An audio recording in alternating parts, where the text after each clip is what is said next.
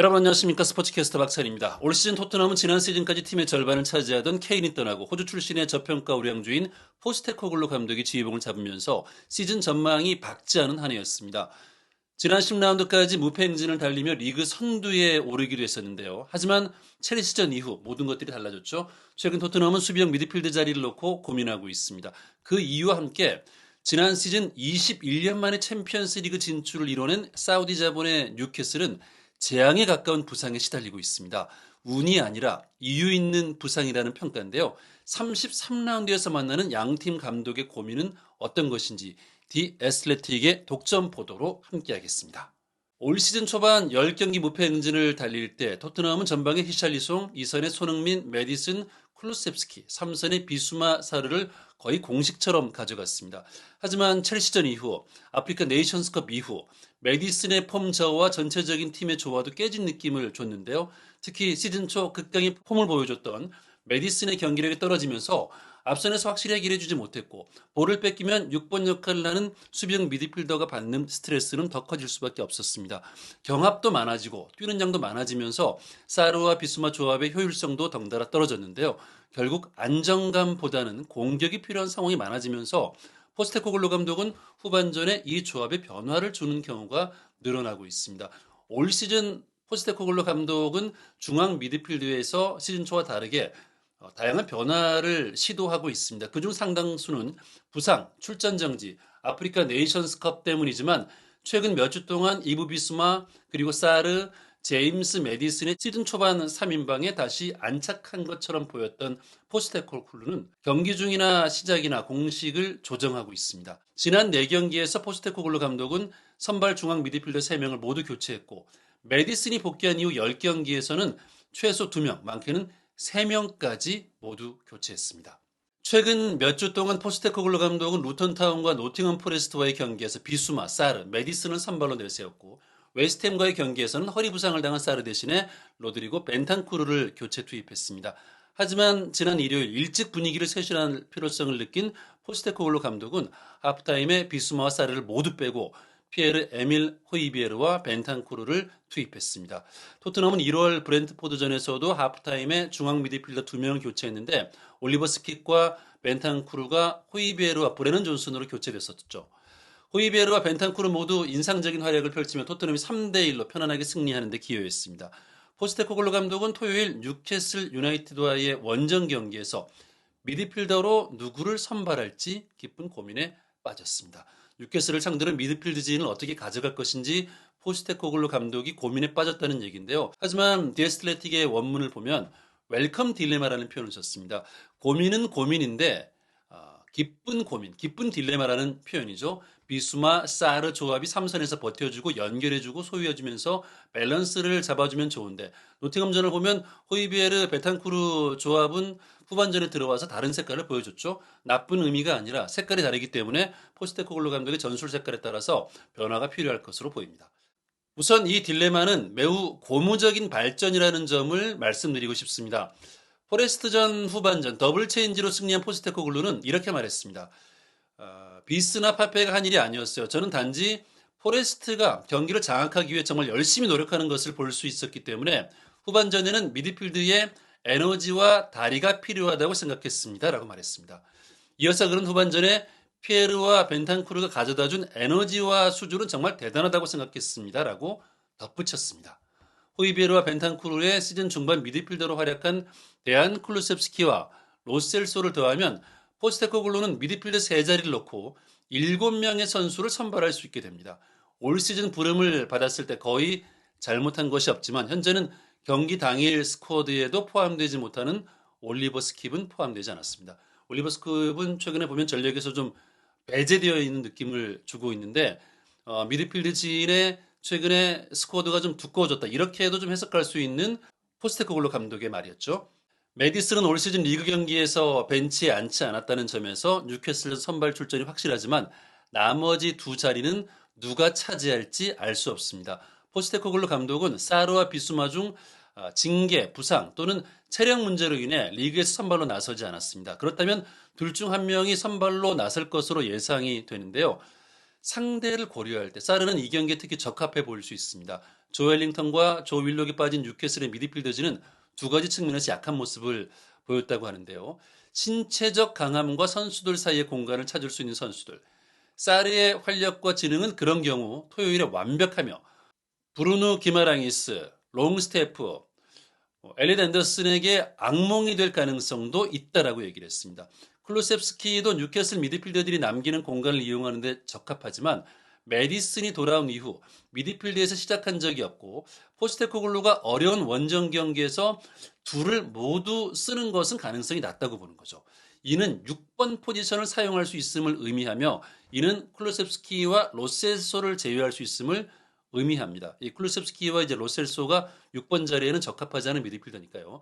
비수마는 보통 그 위치에 있는 선택이지만 벤탄쿠르와 호이베르도 이번 시즌 그 위치에서 뛴 적이 있습니다. 6번 역할은 포스테코글루의 토트넘 플레이 방식에 있어 중요합니다.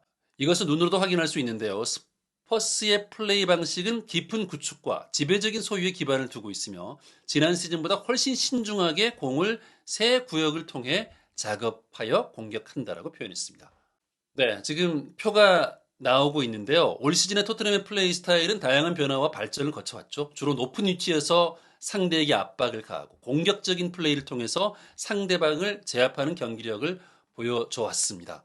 토트넘은 전방에서 강하게 프레싱을 가하는 스타일로 팀의 색깔이 바뀌었는데요. 포스테코글루 감독의 철학에 따라서 토트넘은 상대팀을 공격적으로 강제로 밀어내고 높은 위치에서 압박을 가하려고 합니다. 이를 통해 상대팀의 수비선에 압력을 가해서 공격 기회를 창출하려고 하죠. 상대의 실수를 유도하고 그리고 가장 골대 가까이에서 다시 재차 공격을 시도하려는 거죠. 그리고 이제 빠른 트랜지션도 들 수 있는데요. 토트넘은 공격을 시작한 후에도 빠른 전환을 통해서 상대팀을 파괴하려는 경향이 생겼습니다. 빠른 패스와 빠른 공격을 통해서 수비에서 공격으로 전환을 하죠. 중앙 미드필더의 역할도 흥미로운데요. 중앙 미드필더는 공격과 수비 모두에서 중요한 역할을 합니다. 공격 시에는 빠른 전진과 창조성을 통해 상대 수비를 뚫고 득점 기회를 만들고 수비 시에는 상대 공격을 봉쇄하고 또 빠른 전환을 돕습니다. 토트넘 상황에 따라서 다양한 전술을 적용할 수 있는 유연성을 가지고 있습니다만 포스테코글루 감독은 일단 플랜 A에 집중을 하는 것처럼 보입니다. 요약하면 토트넘은 강한 전방 압박, 빠른 전환을 통해서 상대 팀을 압박하고 중앙 미드필더의 다재다능한 역할과 유연한 전술을 통해서 경기를 주도하려고 합니다. 공격에서 침착한 전개는 그래프를 보면 높은 점수를 받고 있는데요. 슛의 퀄리티나 기회 창출에서는 약간의 아쉬움이 있습니다. 최근 돌아온 메디슨이 전반기 10경기 때 보여줬던 그 경기력을 보여주지 못하고 있죠.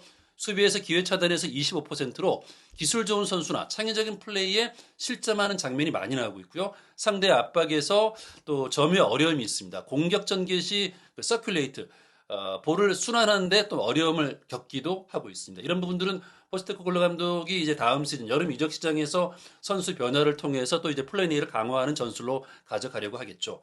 개별 선수의 데이터를 살펴보면 비수마가 포스테코글루의 6번으로 뛰는 것이 신뢰받는 이유를 쉽게 알 수 있습니다. 스마터 이제 스카우트 표인데 이 그래픽은 특정 매트릭에서 개인의 능력을 99점 만점에 상대적으로 다른 포지션의 선수들과 비교해서 측정하고 있는데요. 그가 공을 운반하는데 얼마나 뛰어난지 운반 및 드리블 양을 보면 99점 중 90점입니다. 공을 유지하는 능력, 공 유지 능력도 99점 중 이제 84점이니까 꽤 높은 점수를 받고 있죠. 보통 짧은 패스로 연계 플레이 양, 그러니까 99점 중 이제 80점.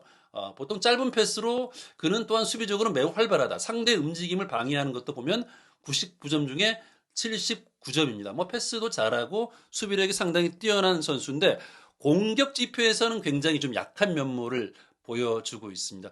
비록 지난 몇 주간 가끔 포착되기도 했지만 특히 3월 말 스퍼스가 루턴에 2대1로 이긴 경기에서 루턴의 골에 대해 주목할 만하다. 비스마 선수가 측면에 있다가 상대 공격수가 측면을 파고들 때 놓쳤거든요. 그러면서 그게 결국 실점으로 이어지는 장면이 있었습니다. 네, 뭐 비스마 강점이 많은 선수죠. 중앙 미드필더로서 다양한 능력을 지니고 있는데 이부 비스마는 강인한 체력과 물리적인 또 특징을 가지고 있는 선수로 평가를 받고 있습니다. 상대와의 경합에서도 강하고 또 무난한 플레이를 보여주고 있고요. 공을 조절하고 터치하는 능력도 뛰어나고 정확한 패스로 팀 동료들에게 공격을 주도하는 데 역할도 많이 했었습니다. 그는 이제 수비적인 역할을 수행하면서 상대 공격에 대한 압박도 가하고 중앙을 잘 통제하는 선수 유형으로 평가를 받고 있습니다. 네, 벤탄쿠르에 대해서 확인해 보겠습니다. 직접적인 비교를 위해서 이번 시즌 벤탄쿠르와 호이베르가 6번으로 출전한 시간을 가지고 확인하고 있는 건데요.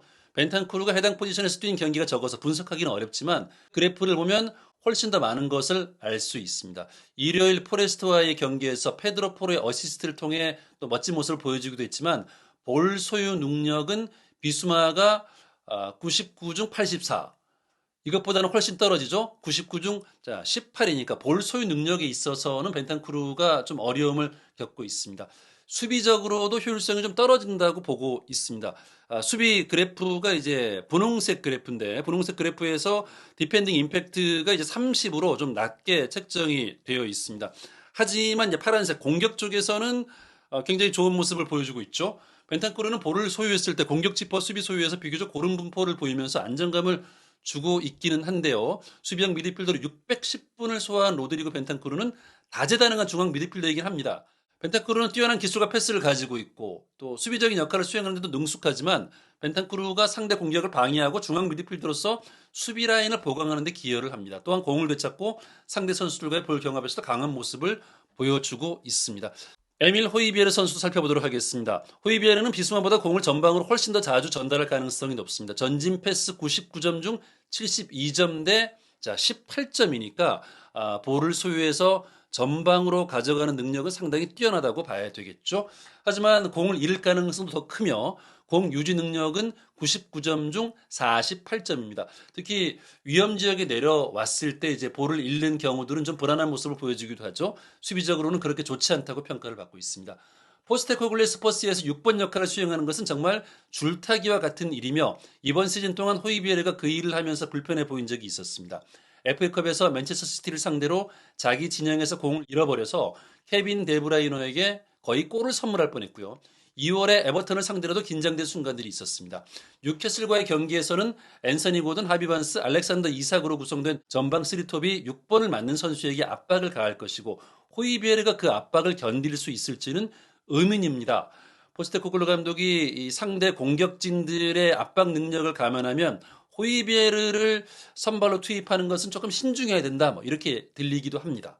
그래서 토트넘의 딜레마가 또 생겼습니다. 손흥민의 딜레마이기도 한데요. 포스테코글루 감독의 전술에서 전방에서 볼을 소유하고 골을 기록하지 못하는 시간이 길어지면 허리에서 끊어줘야 하는데 최근 토트넘의 경기에서는 이런 장면들이 아쉬울 때가 있죠. 그러다 보니 손흥민의 히트맵을 보면 이 선수가 경기장 전역을 뛰어다니는 모습을 볼 수가 있습니다. 본인의 포지션인 왼쪽 측면, 가운데 쪽에 붉은색으로 히트맵이 그려져 있긴 합니다만 경기장 전역을 누비고 있는 것을 볼 수가 있습니다. 이렇게 히트맵을 보면 코트 커버를 많이 하고 있다 보니까 체력적으로 손흥민이 부담을 느낄 수밖에 없는데요. 그러다 보니까 손흥민의 득점력에서는 부정적으로 작용할 수밖에 없죠. 그럼에도 올 시즌 활약하는 걸 보면 손흥민이 얼마나 훌륭한 선수인지 알 수 있습니다. 뉴캐슬전에서 포스테코글루 감독이 삼선 미드필드진을 어떻게 꾸릴지 궁금해지는데요. 호이비에르와 벤탄쿠르를 선택할지 아니면 비수마 사를 선택할지도 고민이 클 것 같습니다. 호이비에르는 이번 시즌 게임을 시작하는 것보다 그러니까 선발 출전하는 것보다 교체로 투입됐을 때 훨씬 효과적인 경향이 있다고 얘기를 합니다. 그를 다시 교체 선수로 두는 것이 합리적일 수 있다. 그는 이 시즌 프리미어리그 30경기 중 24경기에서 슈퍼서브 역할을 해왔기 때문에 그 역할에 익숙하다. 그리고 30경기 출전은 이번 시즌 토트넘이 아웃필드 선수들 가운데 가장 많은 출전 선수다라고 보고 있습니다. 벤탄쿠르에 관해서는 그가 비수마 대신 6번 포지션을 맡는다 해도 경기력에 저하는 없을 것이다라고 보고 있고요. 그리고 이는 포스테코글루에게 좋은 상황이다.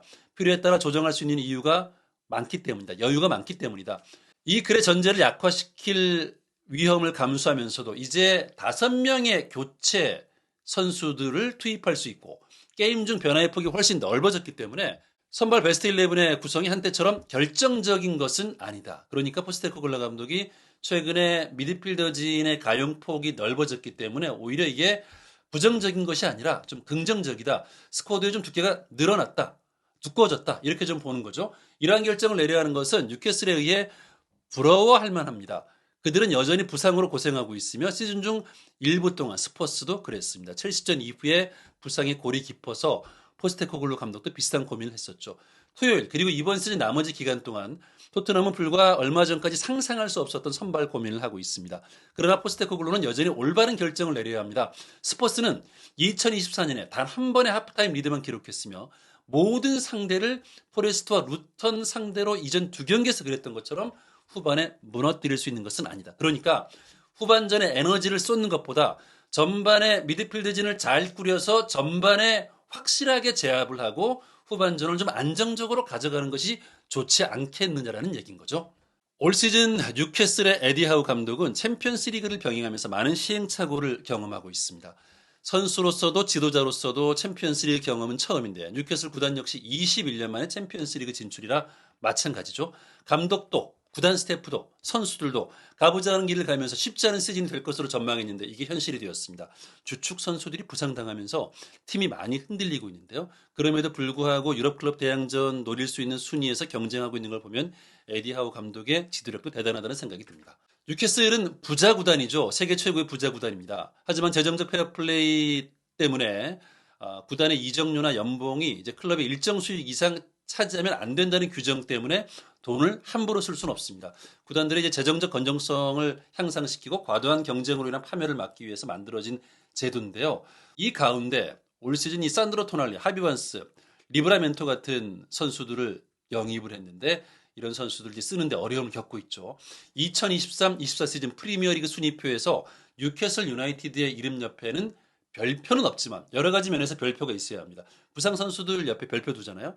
에디하우 감독과 선수단에게 이번 시즌 경기는 계속되고 선수들은 부상으로 인해 모든 것을 잃고 모든 것에 상처를 입었으며 모든 것이 바뀌는 불편함의 완벽한 폭풍과도 같은 시즌이었습니다. 11월에 하우 감독은 뉴캐슬의 부상 상황을 전례 없는 일이라고 표현했습니다. 신체적 부상은 스포츠의 부산물이며 모든 구단이 겪지만 뉴캐슬의 고통은 그 어느 때보다 강력하고 장기적이었습니다. 5개월이 지난 지금 전례 없는 상황은 그저 지칠 대로 지쳐버렸습니다. 뉴캐슬의 지금 팀 상황 분위기가 좋지 않다는 얘기인데요. 뉴캐슬이 파리 생제르맹을 4대1로 꺾은 것은 현대 세인트 제임스 파크에서 벌어진 그 어떤 경기와도 견줄 수 없는 결과입니다. 1930년 이후 올드 트래포드에서의 최대 승리, 셰필드 유나이티드를 상대로 8대0 대파, 맨시티, 아스널, 첼시, 썬더랜드와의 승리 등 생생한 고비가 있었지만 이 모든 것이 우울한 북소리와 함께 펼쳐졌습니다. 부분적으로는 합리화할 수 없는 부러진 허리, 탈구, 수많은 무작위적 고통이 이어졌습니다. 브루노 기마랑이스는 이렇게 말합니다. 이런 종류의 부상이 있는 클럽에 가본 적이 없습니다. 몇몇은 정말 이상했습니다. 그야말로 팀이 부상병동이라는 얘기고 기이한 부상도 많이 당한다는 얘기죠. 사라지는 선수가 많아질수록 남은 선수들에 대한 요구가 커지고 결장자가 더 빨리 돌아와야 하는 악순환의 고리를 피할 수 없게 됩니다. 그리고 부분적으로는 이를 잘못 처리하는 것도 문제입니다. 뉴캐슬의 경우 정상에 오르려는 야망이 있지만 프리미어리그의 수익성 및 지속 가능성 규정으로 인해 이론적으로 보유한 돈을 쓸 수 없고 여러 전선에서 싸울 준비가 되어 있지 않은 클럽입니다. 하우는 우리가 여기 앉아서 우리는 실수하지 않았다고 생각한다면 바보가 되는 것이라고 말했습니다. 돈을 쓸 수 없기 때문에 원하는 선수를 마음껏 데려오지 못하는 상황. 그런데 뭐라도 해야 되는 상황입니다. 정말 그렇게 나빴을까요? 뉴캐슬은 이를 어떻게 바라볼까요? 책임이 있다면 무엇이며 이에 대해 무엇을 하고 있을까요? 이 애슬레틱의 독점 보도인데 어떤 내용으로 얘기를 하는지 함께 살펴보겠습니다. 네, 먼저 이 뉴캐슬 유나이티드 부상 선수들의 명단이 나오고 있는데요. 같은 선수가 부상당했다가 돌아왔다 다시 부상당하고 이런 경우들이 반복되고 있습니다. 알렉산드르 이사크 역시 이제 사타구니 부상 때문에 10월 21일, 12월 13일, 1월 30일 계속해서 결장했다 나왔다 결장했다 나왔다 이런 상황을 경험하고 있습니다. 조일록 선수도 햄스트링 부상 그리고 아킬레스 부상을 당했었고요. 이 뉴캐슬 유나이티드의 부상자 명단이 좀 질비한데 어떤 경우로 부상을 당했는지 한번 확인해 보도록 하겠습니다. 닉 포프 골키퍼인데요. 12월 2일 날 맨체스터 유나이티드와 경기에서 슈팅을 막기 위해 다이빙 하다가 어깨 탈골이 나왔습니다. 트리피어 선수, 토트넘과 전반기 맞대결 나왔었던 선수죠. 이 라이트백인데 3월 2일 울브스와의 경기에서 종아리 부상을 당했었고요. 티노 리브라멘토, 라이트백 선수인데 3월 30일 웨스트햄과의 경기에서 발목 부상을 입었습니다. 그리고 맷 타게 선수, 레프트백 선수인데 11월 2일 날 올드 트래포드에서 열린 카라바오컵 경기 시작 90초 만에 햄스트링이 파열이 됐습니다. 댐번 선수, 레프트백과 이제 중미도 볼 수 있는 선수인데 11월 4일 아스널과의 경기에서 착지하다가 허리뼈 3개가 골절됐습니다. 기이하죠? 이상합니다. 스벤 보트만 센터백인데 9월 16일 브렌트포드와의 경기에서 무릎을 접질린 후 무리해서 나갔습니다. 부상 선수들이 많으니까 또 나갈 수밖에 없었겠죠. 전방 십자인대 부상 진단을 받았습니다. 3개월간 휴식을 취했습니다. 이럴 거면 사실 두 차례 더 경기에 출전하지 않고 몸을 살폈어야 되는데 그러질 못했습니다. 3월 16일 맨시티와의 경기에서도 같은 십자인대가 파열되어 수술을 받기도 했었죠. 라셀레스 선수 3월 26일 웨스트햄과의 경기에서 넘어지면서 십자인대 파열 수술받았습니다. 조 윌록 미드필더 선수인데 지난 시즌 심각한 햄스트링 부상을 당한 후 재활 중 다시 아킬레스건 문제로 쓰러졌습니다. 10월 25일까지 출전하지 못했는데 11월 11일 본머스전에서 또 파열됐습니다. 3개월 결장했습니다. 돌아와서 풀럼전에서도 같은 문제로 또 결장을 했습니다. 롱스테프 선수 본머스와의 경기에서 발목 부상당했고요. 루이스 마일리 선수는 대표팀 휴식기 동안 허리 부상당했습니다. 엘리엇 앤더슨은 허리 스트레스 골절 부상을 입었고요. 조 엘링턴 선수는 썬덜랜드와의 경기에서 허벅지 힘줄 부상을 당했습니다. 수술받았습니다. 하비반스 선수는 셰필드 유나이티드의 경기에서 발가락 부상을 입었고요. 12월 초에 다시 통증을 느꼈고 2월까지 복귀하지 못했습니다. 알미론 선수는 웨스트햄전 선발 출전인데 3월 30일 경기였죠. 11분 만에 또 무릎 부상 당해서 강제로 나왔습니다. 제이콥 머피 선수, 윙어 선수인데요. 도르트문트전에 출전해서 착지했는데 어깨 탈골 됐습니다. 이상하죠? 10일 후 아스널과 경기에 복귀했는데 출전 16분 만에 다시 어깨가 탈골됐습니다. 이 어깨 탈골은 고질적인 부상인데 계속해서 또 저런 부상을 경험할 수밖에 없을 것 같습니다. 캘럼 윌슨 선수, 올 시즌 기대받던 선수인데 11월과 1월에 햄스트링, 종아리 문제가 발생했습니다. 2월 10일 노팅엄 포레스트 수비수와 충돌하는 과정에서는 또 가슴 부상을 입었었고요. 이삭 선수는 계속해서 반복되는 사타구니 부상으로 들락날락 거리고 있습니다. 이유도 다양한 선수들이 부상을 당하고 있습니다. 간단한 요점이 강조됩니다. 뉴캐슬은 운이 없었다. 아까 이제 말한 것처럼 포프가 공을 잡기 위해 다이빙을 하다가 어깨가 탈골됐습니다. 머피는 착지하다가 부상을 당했고 이런저런 이유로 부상을 당합니다. 어떻게 이런 일이 일어났을까? 참 궁금하죠.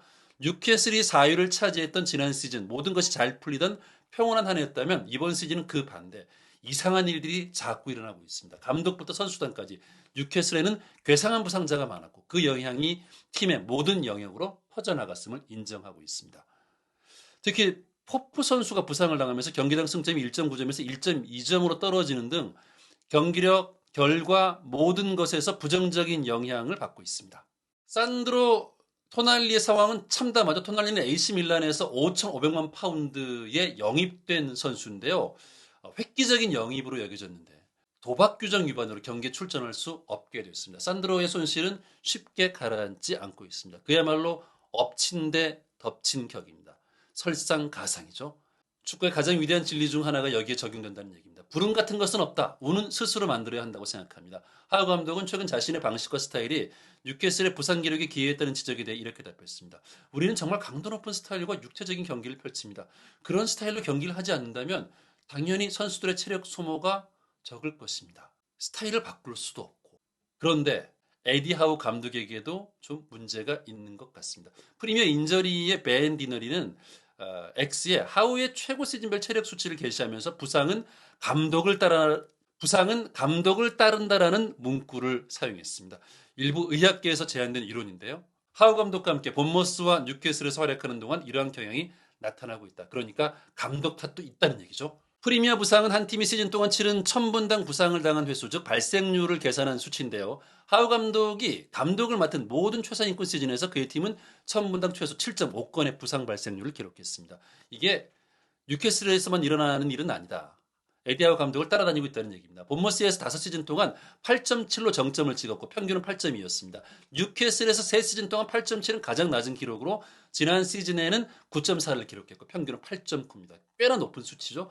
여기서 더 큰 그림은 비용 대비 이익입니다. 본머스에서 하우 감독은 두 차례에 걸쳐 디비전을 통과하고 구단 역사상 성공적인 시즌인 5시즌 연속 프리미어리그에 머물렀지만 더 크고 부유하며 전통 있는 팀보다 더 건강하고 현명해야 한다는 과제를 안고 있었습니다. 그것이 그들이 경쟁할 수 있는 유일한 방법이었죠. 하우 감독 부임 당시 최하위였던 뉴캐슬은 조엘 린턴, 롱스테프, 파비안 샤르, 알미론과 같은 선수들의 놀라운 발전으로 강등을 피하고 지난 시즌 4위를 기록하며 카라바오컵 결승에 올랐습니다. 공격적이고 많이 뛰고 강하게 압박하는 스타일로 선수들의 몸에 큰 부담을 줬습니다. 보통 시즌이라면 부상에 대비할 수 있겠지만 뉴캐슬에게 이번 시즌은 그렇지 않았습니다. 부상으로 인한 어려움이 클럽 전체에 영향을 미쳤습니다. 하우 감독은 부상을 분석했지만 대부분 운이 없는 경우로 볼 수밖에 없다고 언급했습니다.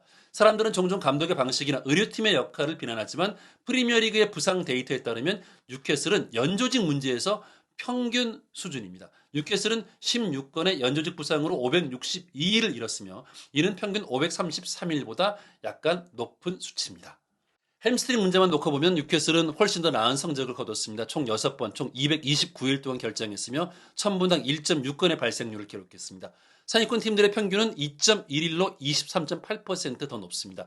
프리미어리그의 평균 경기 손실 일수도 271일로 더 높습니다. 하지만 본머스에서는 그렇지 않았습니다. 부상, 특히 햄스트링 문제는 2019-20 시즌 동안 하우 감독의 선수단을 괴롭혔고 강등에 크게 기여했습니다. 그 시즌 부상으로 한 경기도 결장하지 않은 유일한 주전 선수는 도미닉 솔랑케였습니다. 20년 초 하우 감독은 선택의 폭이 좁아진 적이 없다. 본머스가 재부상 방지를 포함해 빨리 배워야 할 실수를 저질렀다고 선언했습니다. 하우 감독은 뉴캐슬에서도 문제가 불거지자 비슷한 메시지를 반복했습니다. 내 문제가 아니다라는 거죠. 전례 없는 일, 뉴캐슬 버블에 속한 모든 사람들에게 그들의 위기는 특히 심각하게 느껴졌습니다. 그들의 문제가 비정상적으로 만성적인 것인지 알아보기 위해 수치를 살펴볼 필요가 있습니다. 프리미어리그 인저리스 제공 데이터를 통해 뉴캐슬이 상위권 라이벌들과 비교했을 때 어느 정도 위치에 있는지 확인할 수 있는데요. 이 데이터는 3월 국제대회 휴식기 이전인 28주차까지 보고된 시간 손실 부상, 선수가 최소 한 경기 이상 결장한 부상만 포함하며 라셀레스, 알미론, 라브라멘토의 최근 부상은 포함되지 않았습니다. 첫 번째 표는 경기 시간 손실에 따른 부상 데이터를 보여줍니다. 뉴캐슬은 32명의 선수가 부상을 당했는데요. 이는 프리미어리그에서 가장 많은 수치로 평균 25명보다 28% 높은 수치입니다. 끝없는 반복처럼 느껴진다. 롱스테프는 이를 사기를 떨어뜨린 일이라고 표현한 뒤 스스로를 돌아봅니다. 지나친 표현일지 모르죠. 그는 말하며 부상자가 많은 팀에서 뛰면서 자신도 부상으로 인해 방해를 받는 상황을 설명하라고 합니다. 자꾸 옆에서 쓰러지면 나도 부상당할 것 같은 좀 의기소침해지는 소극적인 모습으로 변할 수 있죠. 헤이시를 둘러보면 모두들 그래 내일은 이길 거야라고 생각하죠. 하지만 롱스테프는 말합니다. 그런데 회의실에 들어가면 빈자리가 6, 7개나 있을 때가 있습니다. 힘들 수 있죠. 뛰어야 될 선수, 자주 보던 선수들이 안 보이는 거죠. 일하는 방식 전체가 바뀐다. 부상 선수가 많기 때문에 이런 상황들이 벌어지는 겁니다. 뉴캐슬이 겪은 정도의 부상은 누가 경기에 출전할 수 있을지 뿐만 아니라 어떻게 경기에 임하는지에 이르기까지 모든 것에 영향을 미칩니다. 훈련, 전술, 교체, 자리 경쟁, 선수 심리 등 모든 것에 영향을 미칩니다. 부정적인 영향을 미치겠죠. 챔피언스 리그 경기 중 선택지가 제한된 상황에서 뉴캐슬 선수는 코칭 스태프에게 언제까지 경기에 뛸 수 있는지 물었습니다. 격앙된 대답이 돌아왔습니다. 다른 선택지가 없습니다. 두세 번 치명적인 부상을 당하면 자원이 고갈되어 더 큰 부상에 노출될 위험이 있습니다. 어차피 하우의 자원은 결코 넉넉하지 않았습니다. 예정돼 있었다. 스쿼드가 두껍지 않은 상황이기 때문에 챔피언스 리그를 병행하면서 부상자가 나올 수밖에 없는 상황인데 이런 것들이 계속해서 악화되고 있다는 거죠. 선수에게 수술을 강요할 수 없다. 당연한 얘기죠. 뉴캐슬의 캠페인을 대표하는 체력 문제를 가진 선수가 있다면 바로 본맨입니다. 하우 감독은 이를 상당히 복잡한 이야기라고 설명하는데 이는 전형적인 과소평가입니다. 발가락 아래 인대가 파열된 반스의 발부상, 추가적인 검사가 필요하지만 본문의 십자인대 문제만큼 길게 하나 공개적으로 드러난 사례는 없었습니다. 모든 것이 충돌한다는 얘기입니다. 우리는 항상 개선하기 위해 노력하고 있습니다. 축구클럽 내부에서 어떤 일이 벌어지는지 아무도 모릅니다. 사람들은 자신이 생각하기에 일어나는 일에 근거해 외부 의견을 제시합니다. 지난달 본면에 대한 질문이 제기되었을 때 하우 감독은 뉴캐슬의 의료부서를 강력하게 옹호했습니다. 그리고 하우 감독은 대부분의 팬들은 의료진이 누구인지 어떻게 결정이 내려지는지 잘 모른다는 중요한 점을 지적했습니다. 모든 사람이 육체적으로 완성된 상태로 집에 돌아왔다.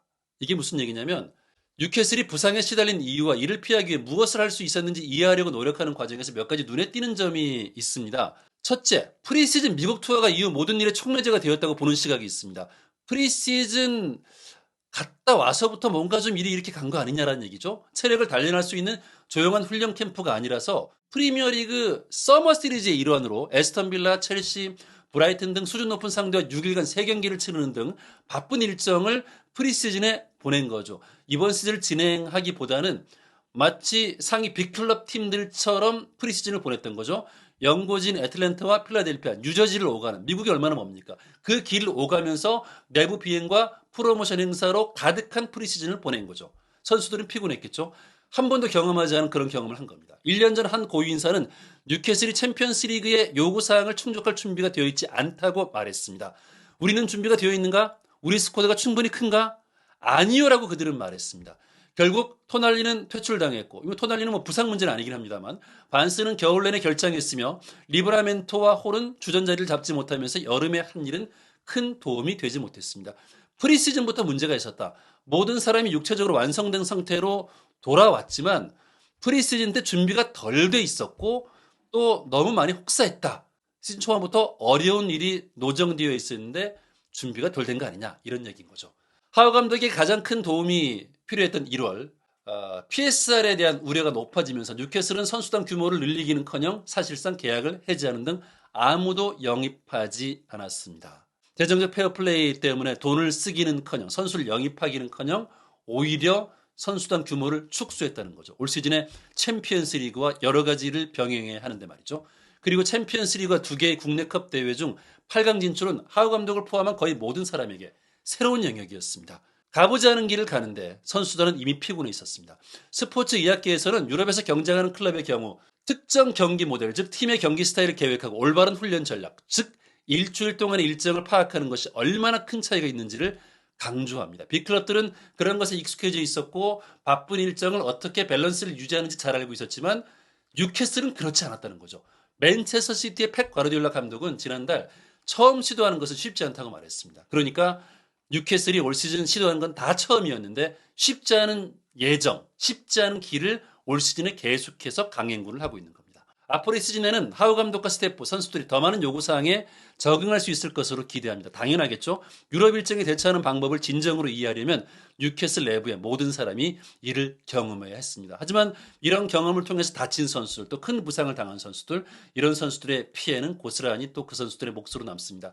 준비가 되지 않은 상태에서 서머 시리즈와 같은 이벤트에 참가해 인지도를 넓히려는 생각은 뉴캐슬이 현재 어떤 위치에 있는 클럽인지 말해줍니다. 빅클럽으로 가고 있죠. 그리고 뭐 재정적 규모만 놓고 본다면은 뭐 최상위 클럽이죠. 지난 시즌 4위라는 성적과 구단주의 명목상 부와 야망은 신기류를 만들어냈습니다. 팀은 인프라보다 훨씬 빠른 속도로 성장했습니다. 팀이 감당해야 될 경기 수준, 경기 내용, 경기 양, 모든 것들이 많은데 선수단 스쿼드는 오히려 줄었다고 보는 거죠. 뉴캐슬은 내부적으로 자신들이 그 클럽들과는 광년 차이가 난다는 것을 인정합니다. 광년을 사전적으로 얘기하면 빛이 진공 속에서 1년 동안 진행한 거리를 뜻하는데요. 그만큼 그 클럽들, 빅클럽들과는 수준 차이가 크게 난다는 얘기를 인정하는 겁니다. 끔찍했다고 아만다 스테블리는 최근 더 디애슬레틱과의 인터뷰에서 말했듯이 수년간의 방치 끝에 약 1천만 파운드를 들여 훈련장을 업데이트했으며 현재 프리미어리그 하브리그 수준과 동등한 수준으로 평가받고 있습니다. 수치료와 플런지풀을 포함한 시설 개선이 이루어졌지만 챔피언십 클럽인 레스터 시티와 달리 수영장은 없습니다. 회복을 위한 프로토콜도 최고 수준은 아닙니다. 돈을 들여서 경기장, 훈련장을 업데이트를 했는데 최고 수준은 아니라는 거죠. 뉴캐슬은 훈련장의 바닥이 선수들의 관절에 문제를 일으키는지 여부도 조사를 하고 있습니다. 이는 하우 감독이 본머스에서 있던 것과 같은 상황으로 18, 19 시즌에는 무릎 인대 부상이 급증했으며 예를 들어 윌슨은 2차례나 부상을 입었습니다. 본머스에서 비슷한 일이 혹시 뉴캐슬 훈련장에서 일어나고 있는 거 아니야? 이렇게 조사를 해보라고 하는 거죠. 뉴캐슬은 인수 이후에 새로운 시작에 있으며 인프라와 축구 부서를 재정비하고 강화하고 있습니다. 모든 임명이 완벽하거나 특정 상황에 완벽할 수는 없습니다. 데니 머피가 한 예시라면 에스워스의 손실은 더 큰 예입니다. 스포츠 디렉터는 이러한 종류의 정밀 분석을 감독해야 할 사람입니다. 우리는 모든 것을 분석합니다라고 하우는 2월에 말했습니다. 여기서 우리는 클럽의 모든 사람을 포함합니다. 개인이나 계열 부서가 아니라 우리 모두가 함께하는 것입니다. 팀이 함께 가야 된다는 얘기죠. 우리는 이를 살펴보고 대응하고 개선해야 합니다. 이 프로젝트가 새로운 프로젝트라는 사실을 잊기 쉽습니다. 뉴캐슬은 팀에 대해 서로에 대해 일주일에 3번 최상위 레벨에서 경기를 치르는 것에 대해 모두가 현장에서 배우고 있습니다. 아직 갈 길이 멀다고 소식통은 말합니다. 적어도 지금은 절뚝거리고 있습니다. 뉴캐슬이 올 시즌 챔피언스 리그, 리그컵 다양하게 경험을 하고 있습니다. 그리고 또 챔피언스 리그 순위, 유럽 클럽 대항전 순위는 또 유지해야 되기 때문에 리그에서도 최선을 다하고 있는데 부상 선수들이 상당히 많은 가운데 어려운 일정을 가져가고 있습니다. 하지만 뉴캐슬은 앞으로 주목해봐야 되는 팀입니다. 사우디 자본이 인수하면서 돈으로 성공을 사겠다는 생각보다는 천천히 리그에서 경험을 쌓아가고 있습니다. 21년 만에 챔피언스 리그 진출에 성공했지만 구단과 선수들, 감독까지 이 혹독한 경험을 같이 치러내고 있습니다. 올 시즌 뉴캐슬의 최종 순위가 어떻게 될지 77년생 에디하우 감독과 선수들의 성장, 팀의 성과를 지켜보는 것도 흥미로울 것 같습니다. 축구계 최신 뉴스, 해외 축구의 다양한 소식, 한준TV의 구독, 좋아요, 알림 설정을 통해서 확인하시기 바랍니다.